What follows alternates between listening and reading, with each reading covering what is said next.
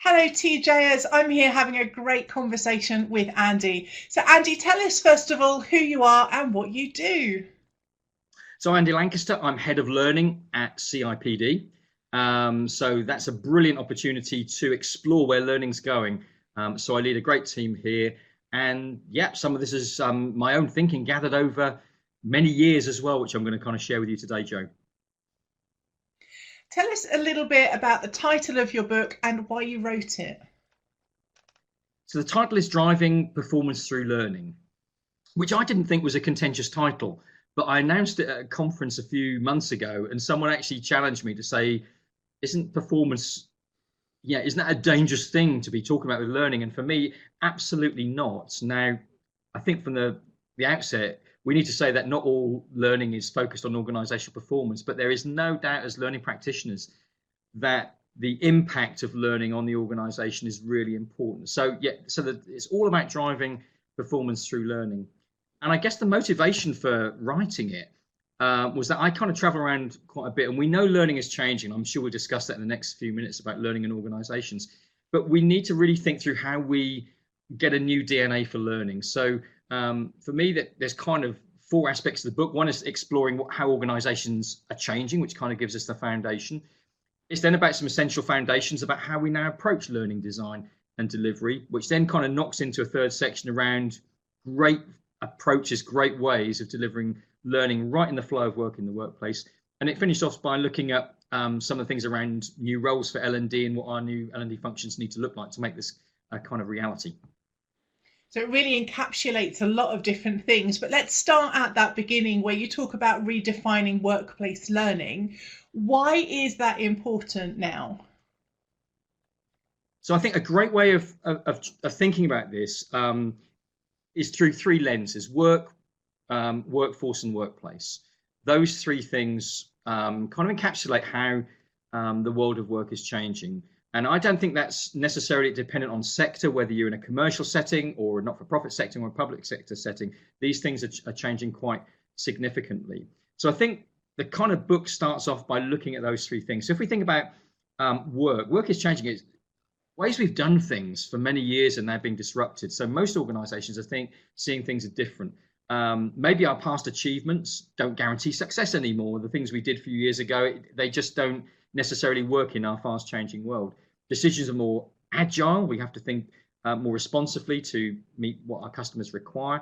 Things like technology are obviously disrupting our environments in a good way. Often disruption is seen as a negative thing, but I think it's a Yeah, positive we have thing. to look So at Airbnb and Uber and things like that just to see those kind of things, let alone Amazon yeah, from 40 years ago. all of those. And you know, I think the more we go around organisations, like I suppose the privilege of my job is I get to go around and see quite a few organisations, different sectors, even to travel globally. You're seeing this kind of change around work, so we can't assume that work, is going to remain the same. Then we think about workforce. I mean, it's a very common thing that we know how many generations are now represented in the workplace, from younger ones coming in, maybe doing apprenticeships right way through to folks now who are going to work much longer. So we now have a more diverse workforce. And I kind of don't buy into necessarily the stereotypes around millennials and some of those things. But without doubt, we've got to think about how a broad range of folks actually learn. And maybe now people it's not necessarily about full-time work. We have part-time, we have shared jobs, we have gig workers. So the workforce looks very different, and most organizations now have less hierarchy. It's just a different way that we work. And then you kind of put into the mix about workplaces where I kind of speak and we sort of say how many people work in a dispersed setting. That's most people now. Most people don't work in one single location. And I guess for you and I, we sometimes work from home as well. Many people are doing that. So the workplace is very different. And we're now thinking about sustainable workplaces. We're thinking about the impact of automation and tech and all these kind of things. So the book kind of starts by saying this world is changing quite quickly, and we've got to rethink how the DNA of learning works and not be so focused just on courses and events. Loving that. And I think that's something that really resonates with so many people. Now, one of the things that I wanted to touch on briefly before we move to the kind of impact that this all has is the criticism of the LNA, the learning needs analysis. So many people use the training cycle and ADDIE. Are they just not good enough anymore, or is there a bit more to it, Andy? Yeah, I think that's a really good point, and I think we've got to be really careful here because obviously in a book you want to bring evidence-based thinking. So I've done the legwork and gone and had a look at what the evidence says. So are we saying these models are redundant? No, but we need to treat them with real care now in the modern world in which we're working. So the evidence says learning needs analysis. One of the big problems is the very name means that we come to the problem thinking there's going to be a learning solution. And we all know in many cases, the organization context is much more complex than that. So it's not a learning needs analysis often drives a learning outcome. And I think what we're seeing now is, and we can maybe unpack this in a moment, we're seeing far more that consultative conversations are really important, really being able to diagnose what the challenges are. So I guess with ADDIE and training cycle, I think we've got to recognize that they are often linear models that we go through and we do our analysis, we do our design and deployment, and then we evaluate. And that's just very, in many cases, it's quite a slow method of doing things. So I guess what I'm saying in the book is that there are more agile, responsive ways of designing learning. So if we're going to use models like ADDIE and whatever, we need to recognize that they have limitations if we're looking at rapid deployment to get solutions into the business. And I think as well, we have to be honest here. I'll be honest and hold my hands up. We have to be honest here that sometimes our learning needs analysis lack analysis. Sometimes it's based on very subjective data. It's based on, chatting with people, maybe whatever. So again, I guess the critique for me is we need to get to far more consultative conversations where we're in the heart of the business, really diagnosing forensically what we need. And they're better agile models for kind of doing that. And you go into a number of those in the book, which some of which I'd actually never heard of. So I was really impressed by that. Not impressed that I hadn't heard of them, but impressed with the legwork. Yeah. And it kind of brings me on to my next question. One of the things that you talk about is the impact of activities to the individual roles that we have. And you put in there a whole load of questions to ask of leaders, managers, learners, and the L&D team. Why is that so important, those questions to those people? Yeah, I think that's a really good point, Joe. I think what we've done sometimes, we've separated ourselves too far from the organization, and we've designed in isolation. And I think some of that comes back to maybe the kind of ADDIE processes, but we need to recognize that design is in the context of the organization. So for me, driving performance through learning says we get in the heart of the business. And for that, we need to bring leaders into the equation. And it's not that they're too busy or managers. This is part of what great leaders and managers do. So on learning initiatives, who's sponsoring this? What are leaders looking for? What are the outcomes they're looking for? On impact, we're not measuring bums on seats or how many budgets. We're actually looking at what's the organizational performance indicator that we're moving here. So leaders really need to be around that. And managers, for me, and I'm a manager, I mean, this is a busy role, but we need to recognize that the development and support of staff is a crucial thing we do. So some of the things that managers can do is simply, what's the conversation before people are engaging with learning? What part does supervision play in this? When someone is learning something, be that not through an event, but maybe through some digital means, how are we supporting them to kind of replicate and make that happen in the business? So I think there are questions for leaders and managers, which are in the book, and they're questions for learners as well. I mean, we need to recognize that learners also have a huge part to play. I'm sure you and I have had this, and people listening, we've had learners who arrive at an intervention and say, I don't really know why I'm here, but someone's told me I need to come. So there's great questions in there about developing an ecosystem which really supports great performance. I love that. And following on from that point, one of the things that you talk about in the book is a multidisciplinary design team. And I thought that was going to talk about the new roles of data analyst and performance consultant and all of those things.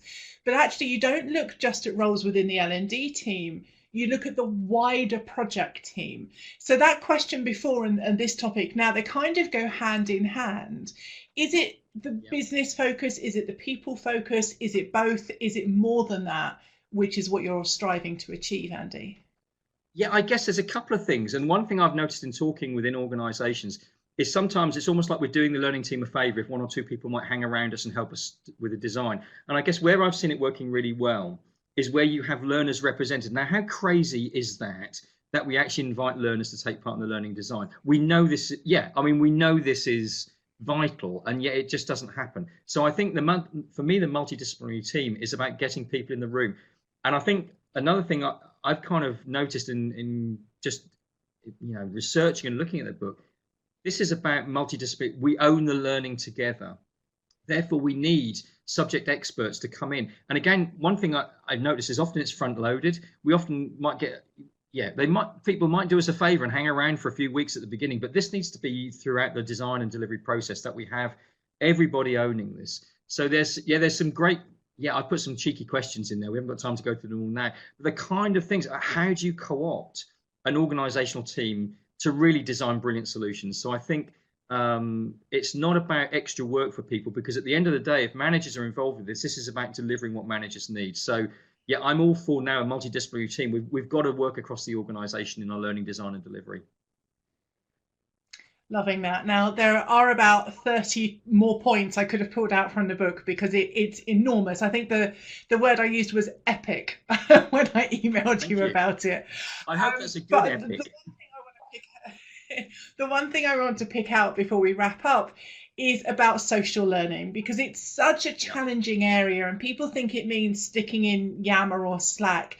What does research actually tell us about the future of workplace learning and how it's going to be social?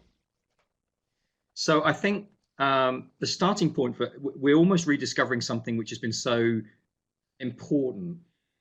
So we're stumbling on something which is obvious. So if we think about this, young children learn through socialized environments. They watch, they copy, they hang around. So we know from an early age this is how people learn. And if we look historically, guilds, it was in social environments that people learned their skills and those kind of things. And you come on to, I was this morning in London in a coffee shop, and you see people undertaking business. Well, Lloyd's of London and many businesses were founded in coffee shops. So it's like this has been our history, but now we're suddenly realizing that the power of this. So the evidence would show, research we've done with Towards Maturity shows that this is one of the areas that L&D professionals are recognizing there is huge potential.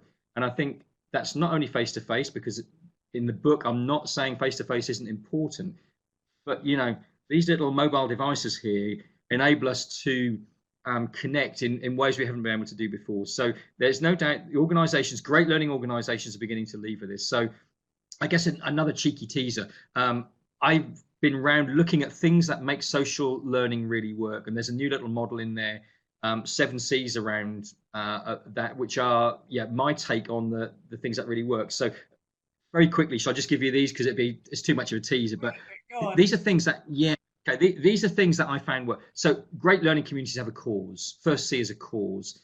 We then create great conditions, be those face-to-face or digitally, where it's great to hang around. I've got cadence in there, which is about rhythm. The communities that we found working have a very distinguishable rhythm. You know when you're going to hang around and be with people. Content is another C. So great communities seed content, be that curated, and people contribute. Number C. The next C is how do we get people to do that, principally through working out loud. There's a C around credit. Great communities value each other, and we say thank you and we give credit to that. And lastly, it's about developing a culture. So there's lots of questions in the book around those things. But for me, I've been in too many organizations, Joe, and you probably have seen this, where people say, I put Yammer in, and do you know what? No one's using it. In fact, one organization, it was priceless. But the learning manager literally went back in their chair and say, we've put it in, and the only people using this are the vegan cookery group. And my response was, you better go and find out what the vegan cookery group are using this for, because that's the DNA you want. So I think we're going to see lots of that. So again, alongside digital and social, I've got a section in there on mistake-based learning. That's one of the most powerful things, but again, in those kind of communities. So there's some really top tips, pragmatic, reflective stuff in there, which will help us to move learning more in the workplace and the flow of work. I love all of those different things. I'm all around working out loud, learning from failure and mistakes. And I'd love to chat with you about that for another couple of hours, Andy. But let's wrap this up finally with, what advice would you give people on this journey? So I think the thing for me around this is this is doable. And I think one of the reasons why we sometimes struggle is because it's about the vision. So I think one of the key things is we need to think through a fresh vision for this. And going back to a previous role I was in, I worked in substance misuse, working with folks who had addictions. And you know, one of the most powerful things to move from an existing state to something new is that we have to have a compelling vision around that. And I guess I've brought that kind of into the book, that the starting place is to sit back, reflect, and really think what this can look like. And that's the kind of the heart of the book. And there's some great quotes from Van Gogh about you need to paint the picture of what you want it to be. And he used to see the picture in his mind before he painted it. And John F. Kennedy was sort of saying, you know, the future is there. You know, we create the future. So I guess for me, it's not just about the book, but I hoped, you know, the hours I put in, late nights and Saturdays when I could have been at the football, you know, I'm hoping that these perceptions will just help people to rethink the vision, get a great vision, and don't think we're going to not be doing face-to-face and things, but think of really creative ways that we can get learning right in the flow of work to support people in the moment. And I think, you know, yeah, let's go make it happen. Awesome point there. Thank you, Andy. Where can we find out about the book and about you if we'd like to go and follow you for more information? Do you know, that's really kind, Joe. So the book is being published through Kogan Page. So if you go to the Kogan Page website and you just put Andy Lancaster in the search box, you'll find it. So it's Driving Performance Through Learning. So you can find it there. I hang around various places, but you know, Twitter is a great community for me. So I'm on Andy Lancaster UK at Twitter.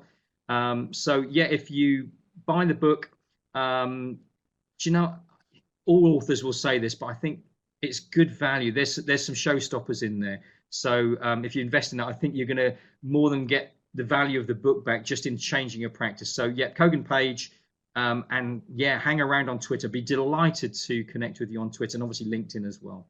Fantastic, Andy. Thank you so much. Thanks for your time, Joe. Bye for now.